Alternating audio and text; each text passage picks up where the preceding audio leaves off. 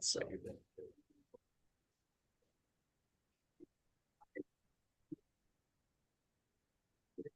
Yeah.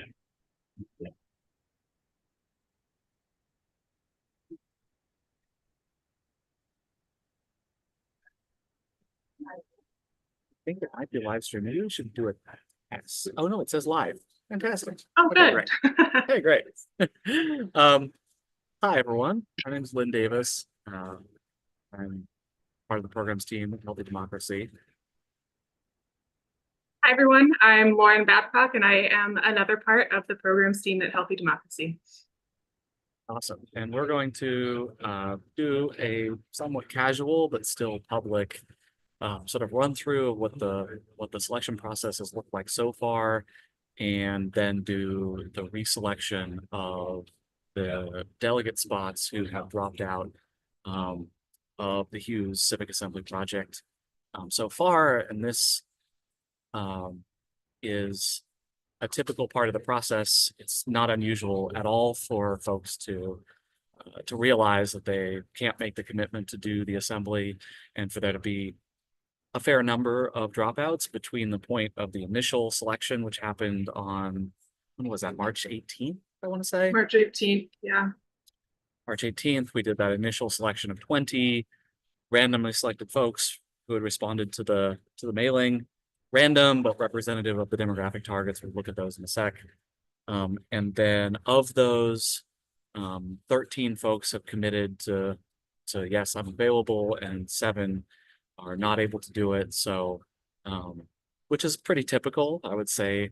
And so we're going to reselect for those 7 spots, and then talk about what's next as well. Okay, I'm going to share my screen here and just kind of show how this has worked so far.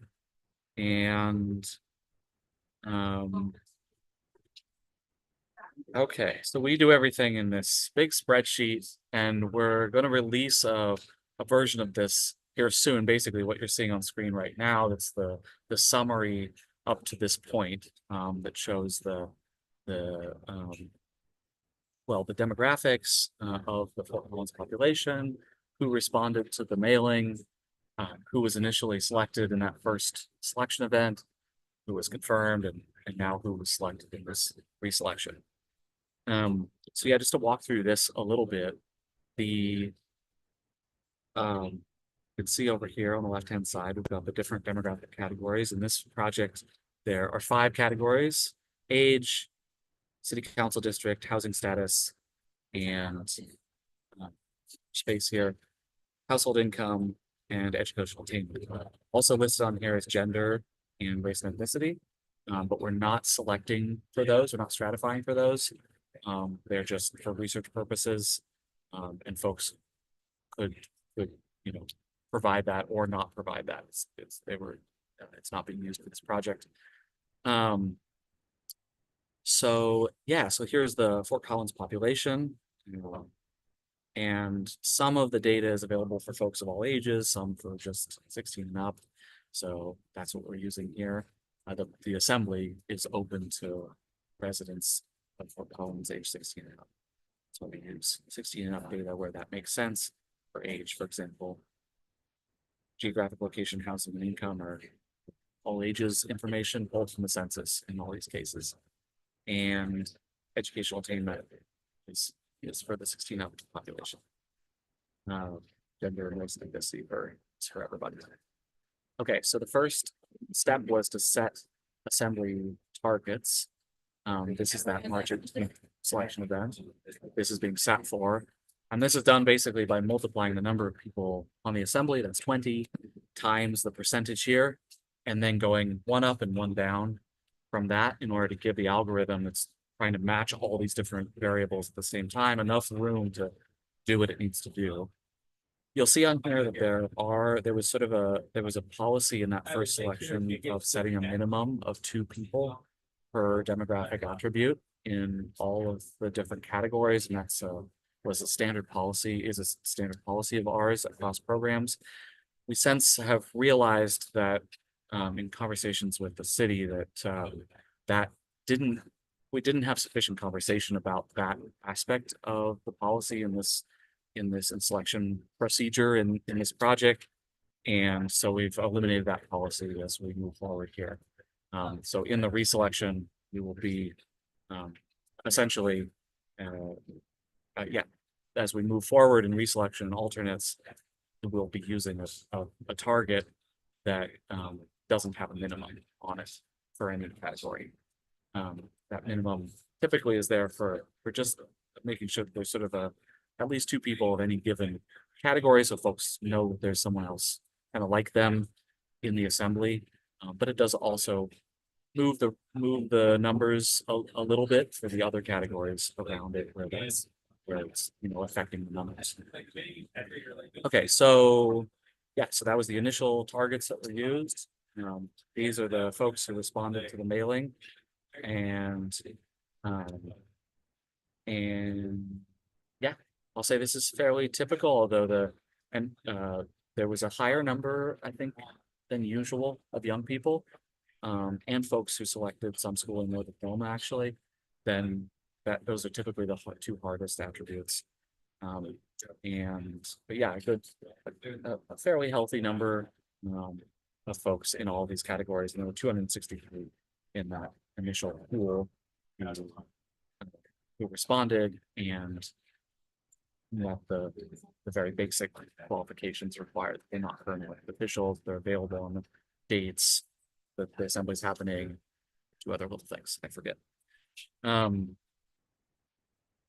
Yeah, let's see. So you can sort of see here, like comparing the percent of all replies to the population data, that if we were just to have selected at random, or one might see this as like kind of how a typical non-stratified public process might look, that some of the numbers are very different than the general population. For example, young people are represented throughout public processes, and we can see that here in terms of the difference in response rates. And you can see here there was a bit of a difference in districts 2 and 3. There was a usually small number of responses versus the other districts. And housing status, there was, yeah, a lower representation of renters than in the general public. And in terms of income, slightly lower representation of folks of lower income, although not super significant. That was actually better than we expected. Slightly lower representation here, much lower representation in the high school diploma or equivalent attribute. That's very unusual, very strange. But that is so different than the population. Okay, anyway, that's kind of some of the interesting things from the selection from the respondents. Just down here, one more thing. Interestingly, on gender, the very often, I mean, every process that I can remember in the United States that we've done, it's been around 60-40 women to men in terms of the percentage on gender here. And in this one, it's not quite reversed, but 50-40 men, which is very unusual. Don't know what to attribute that to, but it's just a little interesting thing. Again, we're not stratifying. We're not selecting based on those two categories, gender and race ethnicity, just tracking them. And you can see here 8% of people and 10% of people didn't decline to respond to those. Lauren, anything to add about those numbers at all? No, I think you hit everything. Okay, cool. So yeah, just like offering a little bit more detail here, since this is kind of the a casual mid-selection process kind of event or live stream recording. And yeah, so I'll carry on here. So in that process on March 18th, these are the folks who were selected. You can see that they met, the algorithm looked for a number of people in each of these categories, constructed 1,000 different assemblies of all different individuals, but that all of them satisfied those demographic targets that we set. And that here, for example, the percentages hopefully are closer to the general population than what we got in the response, just from the response pool. You can see that here in the youngest age category. The overall population of 16 plus. Fort Collins residents is about 28%. We got a response rate of about 6%. And here, the percent of delegates on the assembly is about 25%. So, yeah, that's sort of why this exists.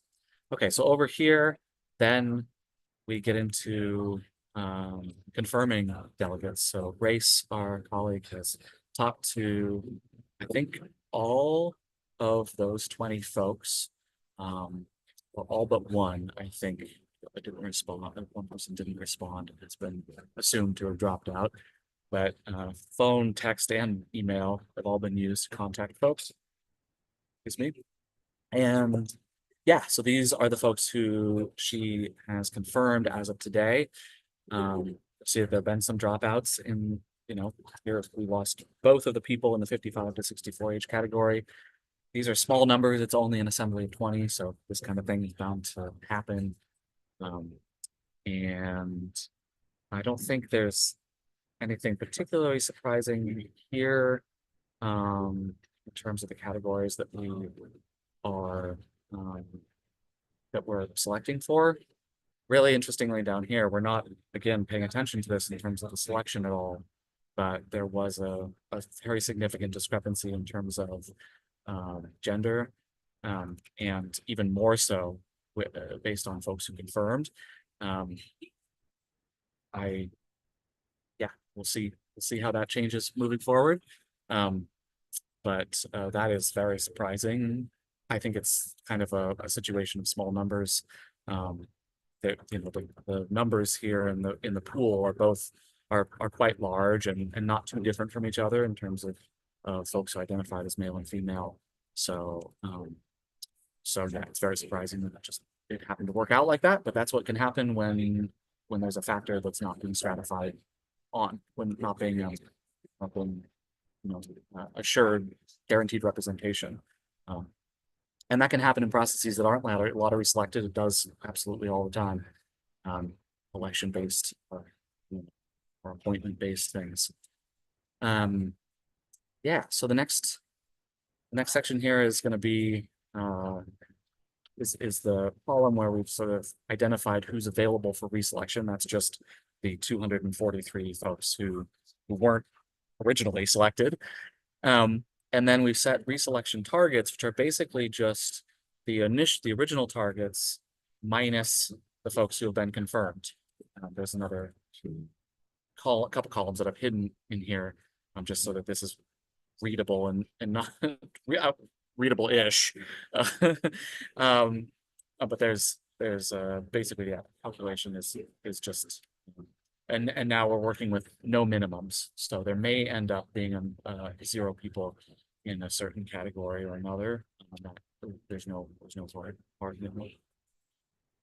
But yeah, these targets, when the reselection happens here in a few minutes, they will that reselection process will satisfy those targets and will get us back to somewhere near the initial the ideal assembly target. Okay, anything else to add there, Lauren? Looks good. Okay, cool. Here we go. So you can see there's tons of tabs down here that I'm scrolling through. There's lots of complicated stuff that goes from one piece to the next to get through this process.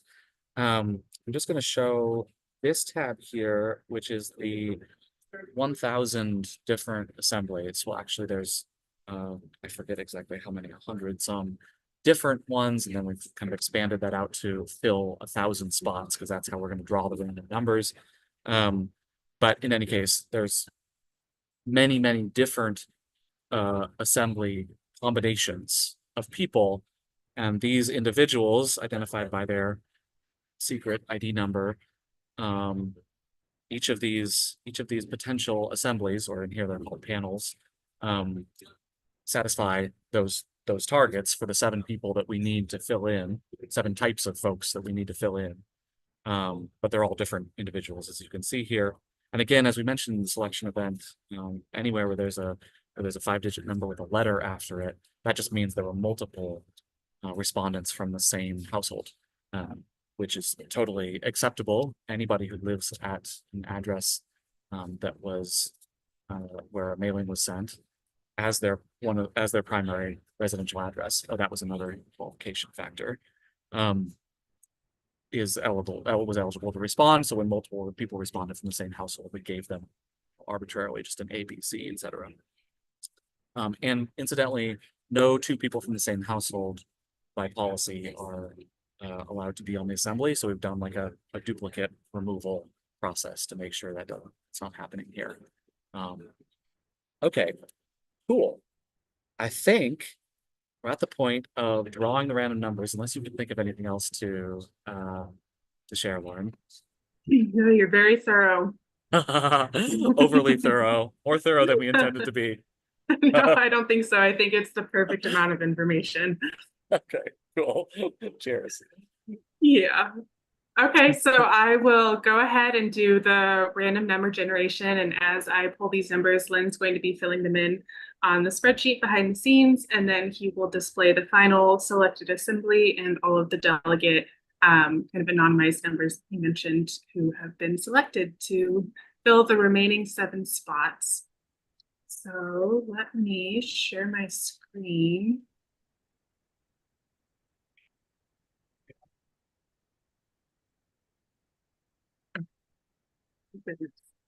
Nice. I can see it. You can see dice. I can see dice. Okay. So this dice here, this is just a display image, but you can see down here we have one dice that we have as 9-sided. So it'll pick any number between or 1 through 9. And I'm going to roll them one at a Actually, time. before you do, we need 10-sided. We didn't 10-sided. we didn't look at this before. Yeah, 10-sided, because we need 0 through 9. So that's fine. We'll do like, it'll give us 1 through 10. That's fine. That'll work too. Yes, you're right. Okay, Sided. perfect. Perfect. Okay. We ready? Ready. Sided. There we go. There's a 7. Hey. Okay, perfect. Awesome. Entering. And number 2 is 10. 10. Okay, Which so is 0? 0. Yep. 0. Okay. Confusing. And okay, final number is 9. 9. Okay, 709 is our assembly number. Okay, I'll share my screen now. Okay, I will stop. There we go. Sharing. Okay, it's the final tab of that spreadsheet. We could look through the list, that big list of 1,000, but this is just a little bit easier way to call from that list. 709 was our number, right? Mm-hmm. Okay, there it is. There's the 7 7 folks. And yeah, if you see your number, we'll be calling you very shortly and inviting you to be part of the assembly. And if you don't see your number, don't fret. There's still another chance to be part of the assembly. The next stage after this is we're going to be running an alternate selection process. We'll select 20 more people that all meet, basically a whole parallel separate panel or assembly that meets all the same demographics. And if folks drop out after this point, or if folks don't show up on the first day, we'll pull from that group. And in fact, those folks will be invited to come on the first day and be with the assembly in the gallery in the back. They'll be paid for their time, give them lunch. And if they're not, if they're not needed, if they haven't been called up to the assembly itself by lunchtime, then they'll be free to go. Otherwise, they'll just jump straight into the assembly from there. So yeah, there's still a chance to be part of that group. Yeah. Okay, cool. Cool. Sounds great. Hey! We have a not very welcoming looking, but kind of judgy looking Poe here. But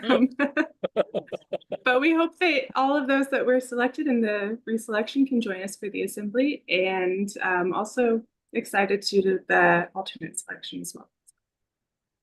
Yay. Hi, Poe. All right. Have a good evening, everybody. Thank you. Thanks.